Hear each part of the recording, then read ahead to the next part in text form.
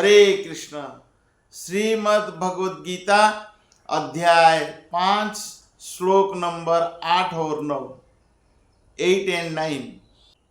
नैव किंचित करोमीति युक्त मन्येत तत्ववित् पश्यन् शृण्वन् श्रुषन् जिघ्रन् अस्नन् गच्छन् स्वपन् श्वसन् प्रलपन् विसृजन् गृह्णन् उन्मिषन् निमिषन् अपि इंद्रियाणि इंद्रियार्थेषु वर्तन्ते इति धारयन्।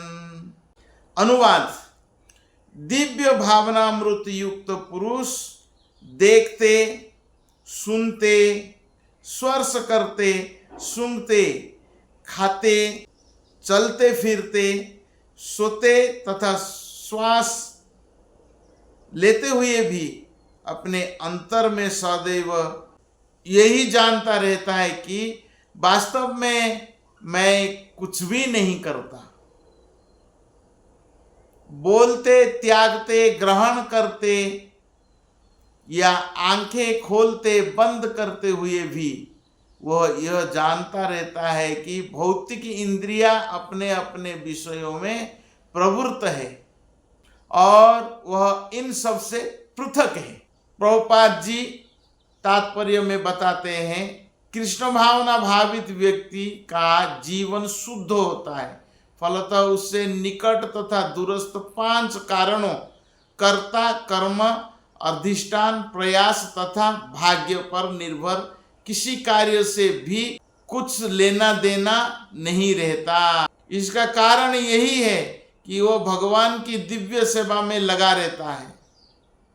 यद्यपि ऐसा प्रतीत होता है कि वह अपने शरीर तथा इंद्रियों से कर्म कर रहा है, किंतु वह अपनी वास्तविक स्थिति के प्रति सचेत रहता है, जो कि आध्यात्मिक व्यस्तता है। तो पिछले श्लोक में कहा गया है योग युक्त, जो कृष्ण भावना भावित है, जो भक्ति योग में लगा हुआ है। जो भक्ति करता है उसका सारे सेवा कृष्ण के लिए ही होता है। भौतिक इंद्रिय अपने विषय में लगा रहता है, लेकिन उसको जब हम कृष्ण की सेवा में लगा देते हैं, वही कार्य दिव्य हो जाता है। कोई मनुष्य इस भौतिक जगत में कठोर श्रम करता है, वो पैसे के लिए। कृष्ण भावना भावित व्यक्ति वो भी कठोर श्रम करता है, लेकिन वो कृष्ण के लिए करता है, अनासक्त होकर।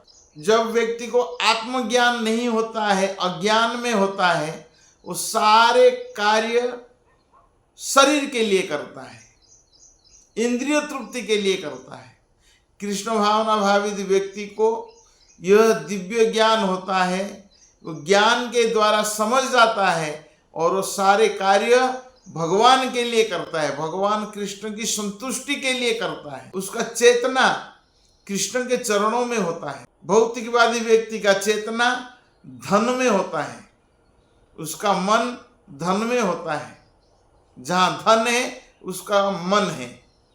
कृष्ण भावना भावित व्यक्ति जो भक्ति में लगा हुआ है, उसका मन कृष्ण के चरणों में होता है और सारे इंद्रियों को भगवान की सेवा में लगा देता है। भगवान को स्वामी मानता है और अपने आप को सेवक मानता है, और सेवक हमेशा स्वामी का सेवा करता रहता है। इस भौतिक जगत में रहता है, लेकिन वो भौतिक जगत से उसको कोई देना लेना नहीं है। उसका सारे कार्य आत्मा के स्तर पर होता है। वो जानता है इस शरीर में आत्मा कुछ समय के लिए रहेगा और कुछ समय के बाद ये शरीर को छोड़कर चला जाएगा, तो उससे कोई शरीर के प्रति आसक्ति नहीं रहता है। धीरे धीरे आसक्ति कम हो जाता है और भगवान के प्रति आसक्ति बढ़ जाता है।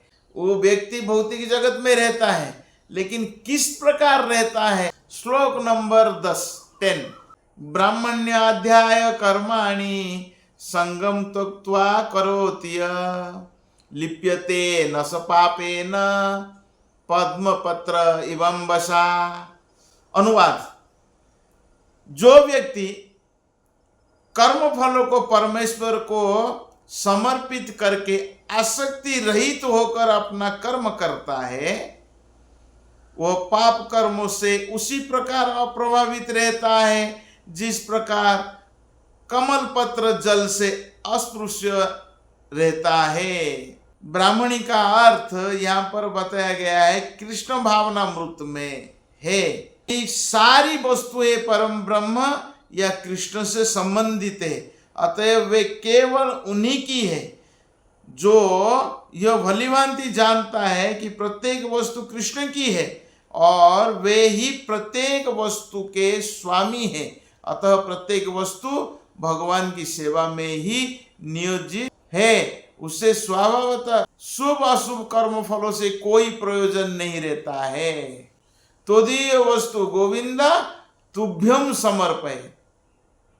सारे वस्तु भगवान की है, गोविंद की है, और सारे वस्तु को भगवान को ही समर्पित कर देना चाहिए। उसी प्रकार मनुष्य जब सारे कर्म भगवान को समर्पित कर देता है, कर्म फलों को समर्पित कर देता है, कर्म करते हुए आसक्ति रहित होकर जल में कमल रहता है, लेकिन जल से कोई उसको देना लेना चाहिए, जल को छूता नहीं है। उसी प्रकार मनुष्य इस भौतिक जगत में रहते हुए पाप कर्म से अप्रभावित रहता है। मयि सर्वाणि कर्माणि सन्न्यस्य, संपूर्ण कर्म को मुझे कृष्ण को समर्पित करो।